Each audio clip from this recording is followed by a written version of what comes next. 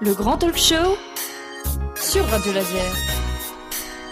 Dans le grand talk show, aujourd'hui, on vous présente l'action originale de deux associations de défense animale pas tout à fait comme les autres.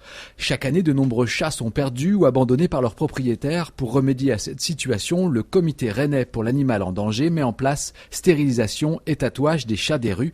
Agnès Morvan, présidente du comité rennais pour l'animal en danger, est notre première invitée. Bonjour Agnès. Bonjour. Et puis si les chats sont à la rue, les furets, eux, peuvent réintégrer nos foyers. L'association Les Fufus de l'Ouest s'est donné pour mission de promouvoir l'adoption de furets domestiques. Marc Coicot, trésorier de l'association Les Fufus de l'Ouest, est aussi dans le studio. Bonjour Marc. Bonjour Antoine, bonjour à tous. Alors Agnès, commençons par vous. De nombreuses associations vont au secours des animaux abandonnés en proposant de les adopter la plupart du temps. On pense à la SPA, au Félin Possible, au Petit Corrigan. Alors vous, votre projet au comité rennais pour l'animal en danger, c'est un peu différent. Vous intéressez à l'adoption évidemment, mais vous vous intéressez surtout aux chats des rues. Vous en proposez l'adoption et vous tentez aussi d'empêcher les chats des rues de proliférer. Comment est née cette idée ? Alors, tout d'abord, l'adoption n'est pas dans nos buts. C'est vraiment de façon très exceptionnelle, après une étude de comportement où vraiment il s'avère parfois qu'un chat développe un comportement très familier et se mettant en danger dehors et gênant donc la population s'il suit les personnes, voilà, qu'il s'avère une fois chez l'humain, vraiment fait pour être chez l'humain. Donc votre action est complémentaire de celle de ces autres associations dont voilà, on a parlé. Tout à fait. Alors, elle est complémentaire, mais elle est ciblée sur un lieu, sur une commune, qui est la ville de Rennes. Car nous sommes une association, bien sûr, de protection animale, plus spécifiquement ce qu'on nous appelons, ce qui s'appelle des chats libres. Les chats libres sont des chats errants qui nous sont signalés par des personnes qui ont eu pitié, compassion pour ces chats qui le voient en bas de chez eux, sur un square, ça peut être un lieu de travail, enfin sur un endroit, et qui, devant leur détresse, ont commencé à les nourrir, à s'occuper d'eux, rechercher s'ils ont des propriétaires, les prendre en photo, voilà. Et donc, une fois qu'aucun propriétaire, que ces chats ne sont pas identifiés, sont livrés à eux-mêmes, il y a la possibilité de les transformer en chats libres.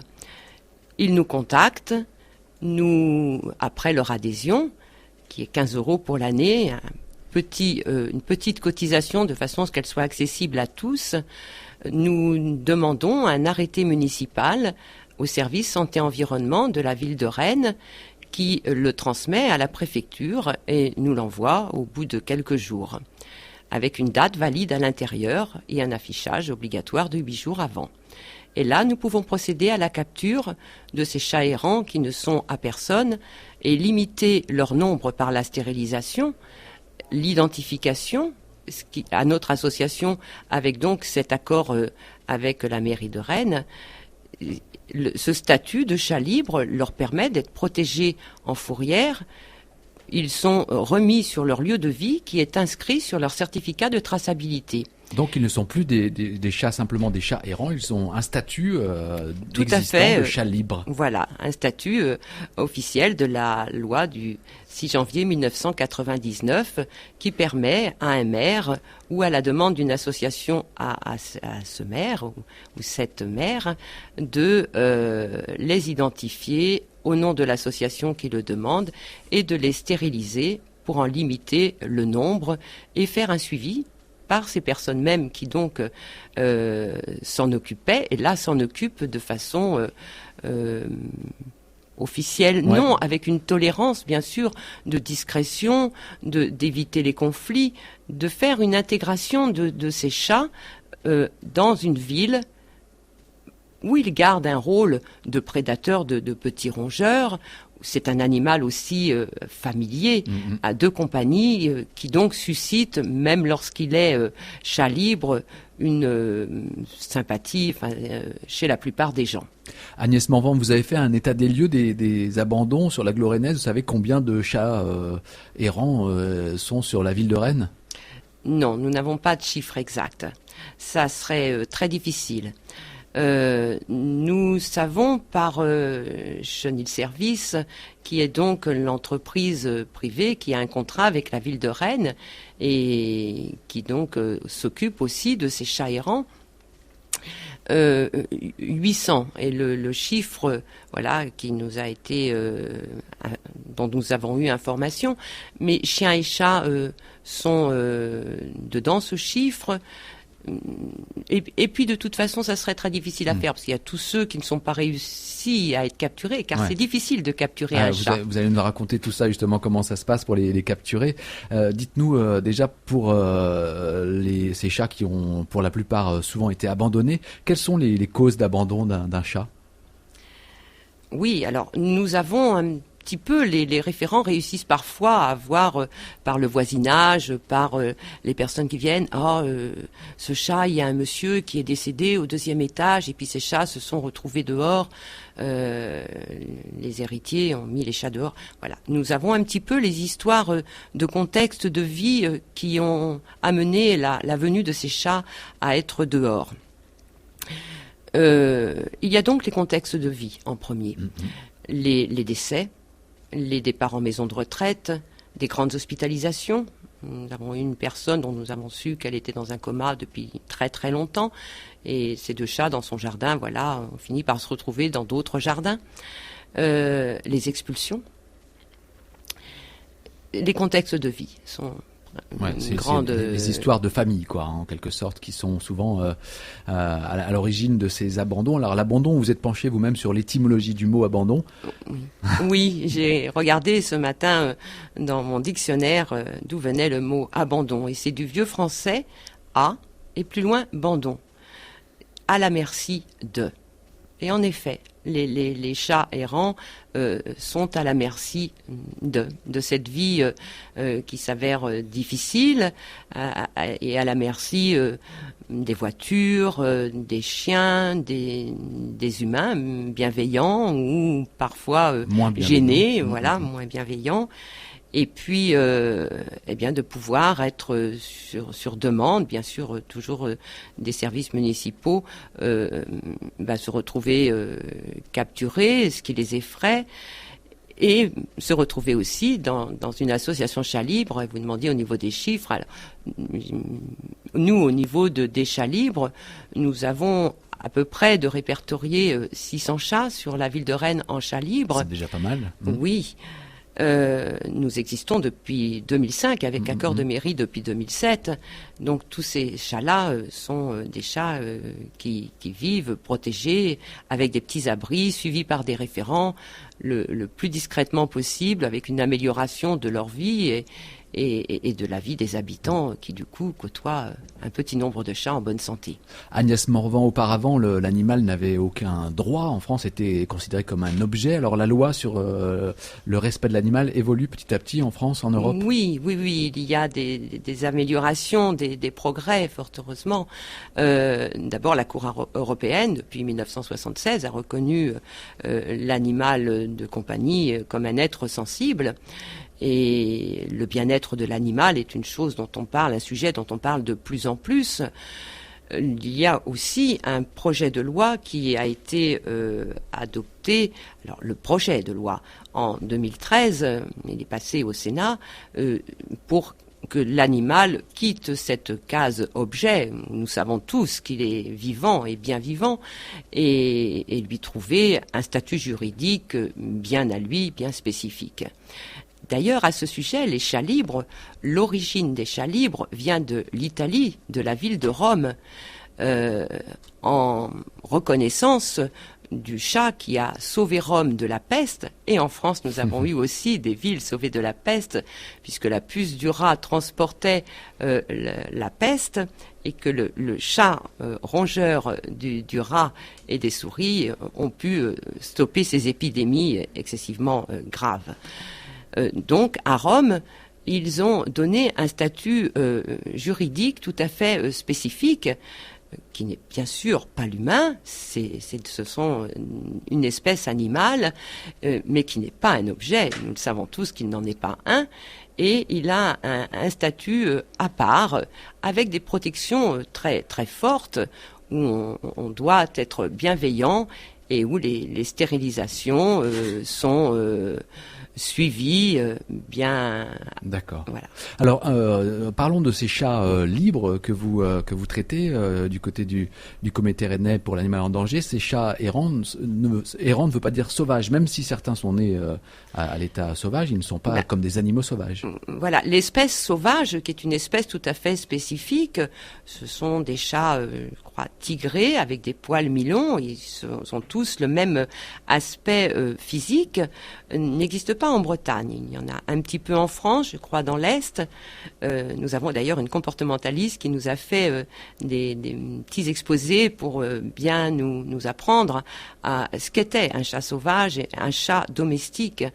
Parce qu'on met souvent le terme de sauvage ou de sauvageon sur les chats des rues. Et non, ce sont une espèce domestique, ce sont tous des chats domestiques.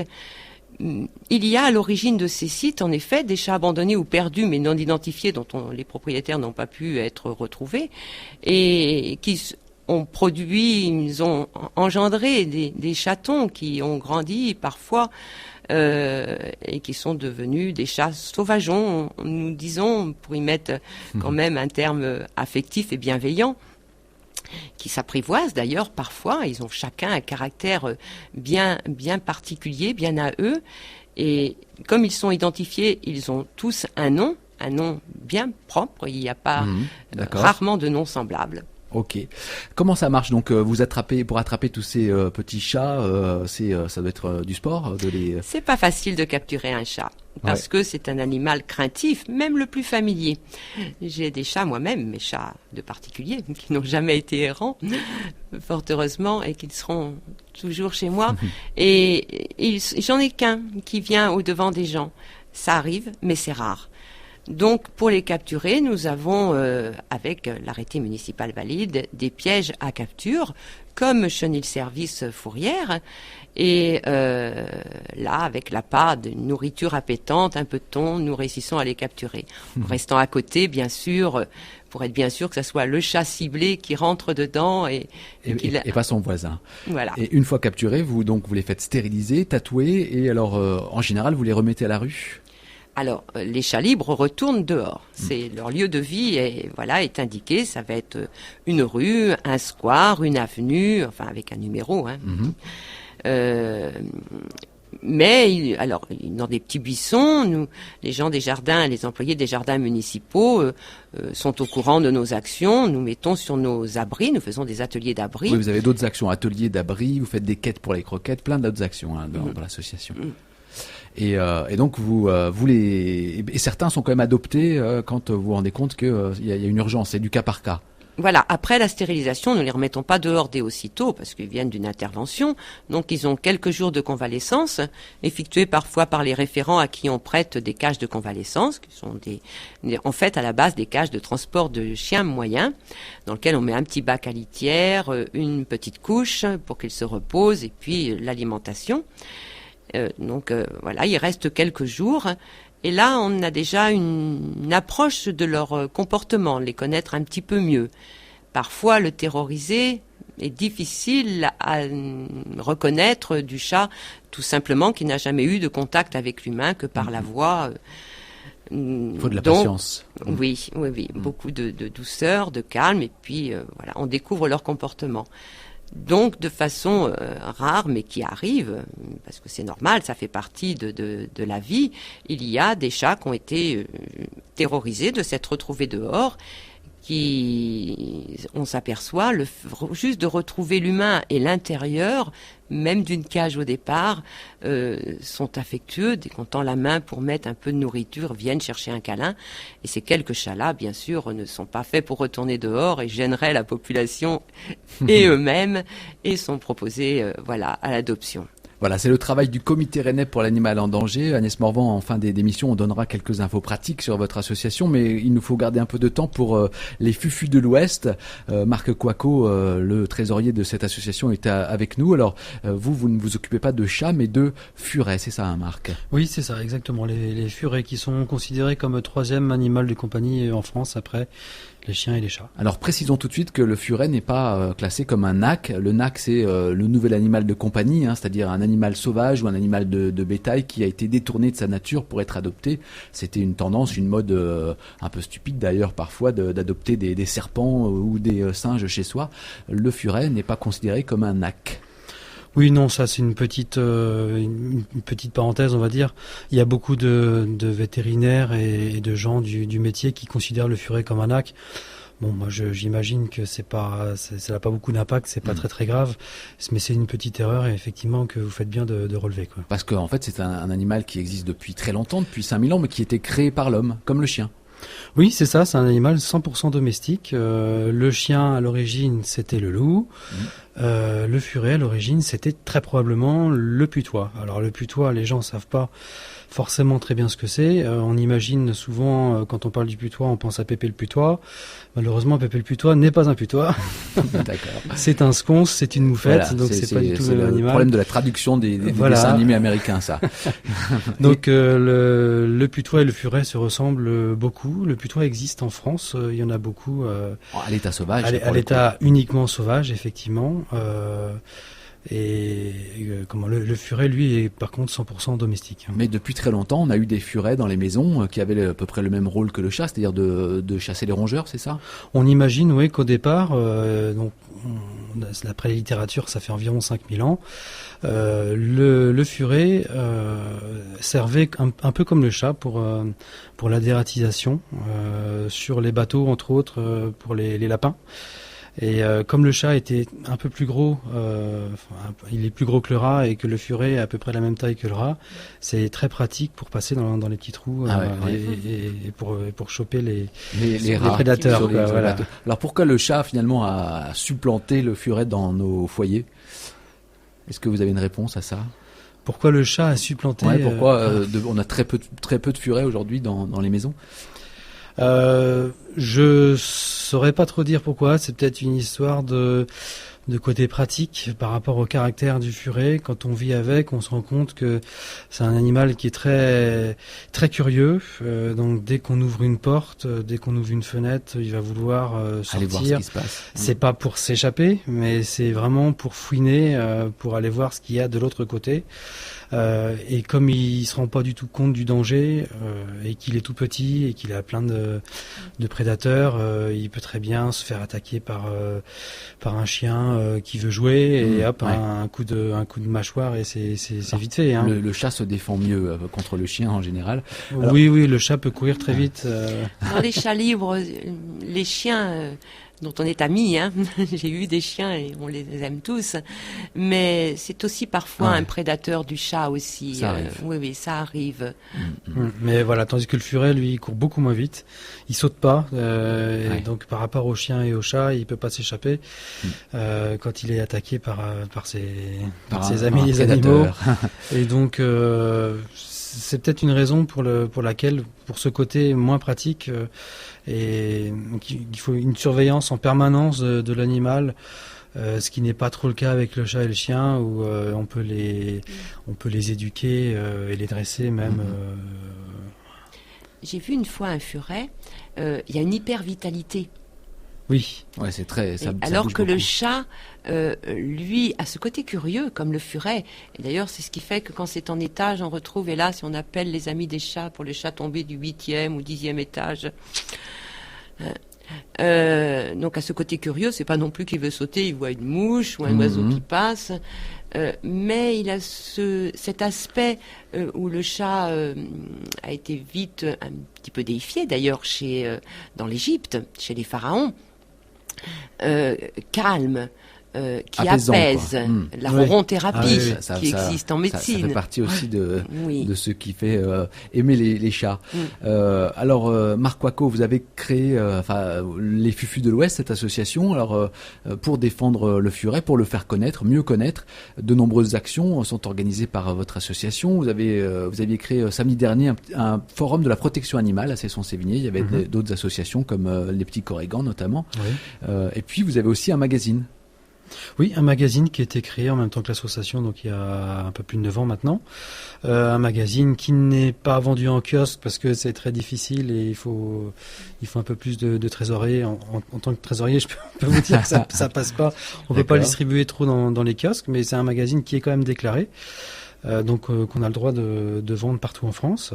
On le vend uniquement par correspondance. Il suffit de le commander sur Internet. Donc c'est un magazine de 28 pages trimestriel qui fait 4 € le numéro. Enfin, voilà, ça reste très abordable. Ah oui, très abordable, et 14 € l'abonnement, je crois, à l'année. Donc n'hésitez pas à vous renseigner sur le fufumagazine.fr. Alors, est-ce que c'est compliqué d'adopter un furet au quotidien? Comment on vit au quotidien avec un furet? Pour l'adopter chez nous, non, il y a une procédure qui est bien rodée maintenant. C'est relativement simple. Il faut déjà un premier contact avec l'animal pour savoir si ça passe bien, parce que il se peut que soit la personne dise au final non, j'ai pas de craquage. C'est un peu comme ça avec il faut qu'il y ait quelque chose qui se passe. Il faut qu'il se passe quelque chose, un coup de cœur, c'est vraiment inexplicable. Et c'est un peu pareil avec le furet. L'animal, il va avoir un coup de cœur ou pas. Donc on voit par rapport à son comportement, et si ça se passe bien, tout de suite la personne peut entamer la procédure d'adoption. Et vous, personnellement, Marc, vous avez eu donc des coups de cœur, puisque vous êtes trésorier de l'association. Oui. Ça a commencé un peu au hasard, le début de l'histoire, en 2004, où je me suis mis en appartement avec ma femme. Et elle habitait chez ses parents, ils avaient un chat, ils ont toujours eu un chat, et moi malheureusement je suis allergique à la plupart des chats, donc c'est très difficile pour moi de vivre avec un chat à l'appartement. D'accord, compliqué, oui. Et donc on a découvert un petit peu par hasard le furet, et tout de suite j'ai fait des tests pour savoir si j'étais allergique ou pas, et en même temps je suis allé rencontrer des furets, et tout de suite je me suis rendu compte qu'il n'y avait pas de souci, et donc voilà, ça pouvait remplacer le donc il y a chat. une différence au niveau du poil pour que le furet ne suscite pas d'allergie chez vous, alors que le chat en suscite. Oui, tous les animaux ont des fanères allergènes différents. Donc on peut être allergique à tel ou tel animal. Exactement. Le chat, le chien, le furet, le lapin, tout ça, c'est des poils différents. Pour terminer très rapidement, on va mettre le lien sur vos 2 sites internet pour avoir des informations, à la fois sur les furets et les fufus de l'Ouest, et puis sur le comité rennais pour l'animal en danger. Dernière question à tous les deux, comment aider vos associations, Agnès Morvan? Toujours plus d'adhésion, plus on aura de force pour protéger ces chats, avoir de plus en plus de poids pour que dans une mairie, ils aient force de vie. Parce que le système classique du chat errant par une fourrière qui fait ce qu'il peut et du mieux qu'il peut est quand même quelque chose de très terrorisant pour ces animaux craintifs, et que la réponse chat libre est une réponse efficace pour les habitants, pour les chats. Et puis autrement, quand vous avez du matériel qui ne sert plus, une boîte de transport cassée, un bac à litière cassé, nous faisons des petits abris avec ça. D'accord. Des croquettes qui servent plus. Tout sert. Tout peut aider, quoi. Et pour les Fufus de l'Ouest, Marc Wacko? Alors essentiellement, on est à la recherche de familles d'accueil. C'est ce qui manque cruellement chez nous, puisqu'on travaille sur plusieurs départements. On ne travaille pas que dans l'île-et-Vilaine. Il y a toute une partie du Grand Ouest. Ça va de la Charente-Maritime jusqu'à la Normandie, en passant par une petite partie du centre. D'accord. Donc on cherche des familles d'accueil dans toutes ces régions-là, donc n'hésitez pas à postuler en tant que famille d'accueil, soit si vous avez déjà des furets, soit si vous souhaitez découvrir le furet, c'est une bonne façon de faire également, de devenir famille d'accueil. On vous donnera tous les conseils nécessaires. Quelle est la spécificité pour être famille d'accueil pour un furet? Il n'y a pas de spécificité. Je crois que n'importe qui peut devenir famille d'accueil à partir du moment où le logement est fufu-proof, comme on dit. C'est-à-dire qu'à l'épreuve des furets, justement, pour pas que l'animal se mette en danger, il faut boucher un peu tous les trous, fermer les portes, les fenêtres, ou les petits trous, les cheminées, les choses comme ça. Donc fufu-proof. Merci en tout cas à tous les deux. On retrouvera cette émission en podcast sur le site de Radio Laser. Merci et longue vie à vos deux associations. Merci. Le sport